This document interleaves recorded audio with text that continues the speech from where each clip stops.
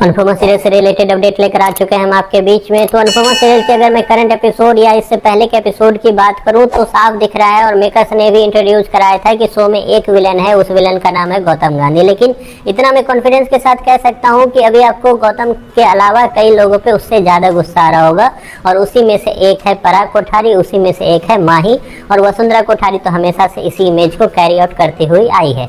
लेकिन अभी recent episode में जो कुछ हो रहा है या इससे पहले के एपिसोड में जो कुछ हो रहा है उसमें बस एक विलन है, और वो विलन आपको जानकर हैरानी होगी कि वो विलन गौतम गांधी नहीं, वो विलन है माही।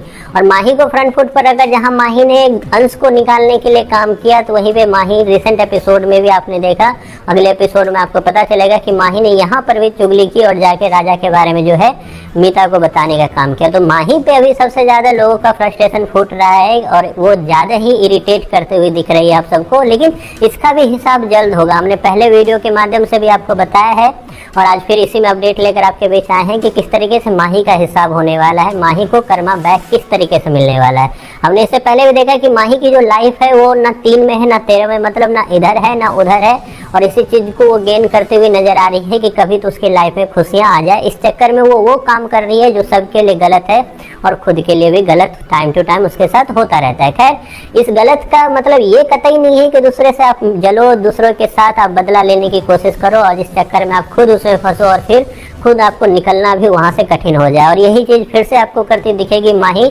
और माही को जो आप रिसेंट एपिसोड में देखा कि किस तरीके से माही को अब लगता है कि उसके लाइफ में जो प्यार की कमी थी वो प्यार की कमी जो है गौतम के आने से फुलफिल हो गई।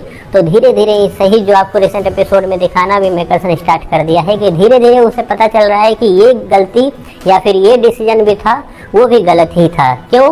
क्योंकि आगे आपको दिखेगा कि किस तरीके से गौतम का जो झुकाव है धीरे धीरे ज्यादा होने लगेगा प्रार्थना की तरफ, प्रार्थना का झुकाव होने लगेगा अंश की तरफ, और अंश को लगेगा कि उसके साथ कोई नहीं है। तो इस तरीके में माही जो है टाइम टू टाइम आपको फील करती हुई नजर आएगी। हमने प्रीवियस एपिसोड में भी बताया था, कल के एपिसोड में, कि किस तरीके से माही को ये लगातार फील होना स्टार्ट हो जाएगा कि गौतम के साथ शादी करना बस एक गौतम की मजबूरी थी और वो बस एक कठपुतली की तरह खेली जा चुकी है। और ये चीज़ आपको महसूस करती हुई नजर आएगी। और एक टाइम के बाद जो गौतम अभी बस बहाना बना रहा है वो एक टाइम के बाद माही को खुलकर बोलता हुआ नजर आएगा कि मुझे तुम में जरा सा भी इंटरेस्ट नहीं है, मैंने तुमसे इसलिए शादी की थी क्योंकि मुझे कोठारी परिवार में रहना था। जल्द ही आपको गौतम के मुंह से ये डायलॉग भी नजर आता होगा और उसके बाद गौतम के सामने गिड़गिड़ाती हुई दिखेगी माही। और गौतम एज अ गौतम वो बिल्कुल नहीं सुनेगा क्योंकि उसका फोकस जो है वो कोठारी कंपनी पे है, उसका फोकस जो है प्रार्थना पे है, और उसका फोकस जो है उसके बच्चे पे है। तो इस तरीके की कहानी आपको दिखेगी।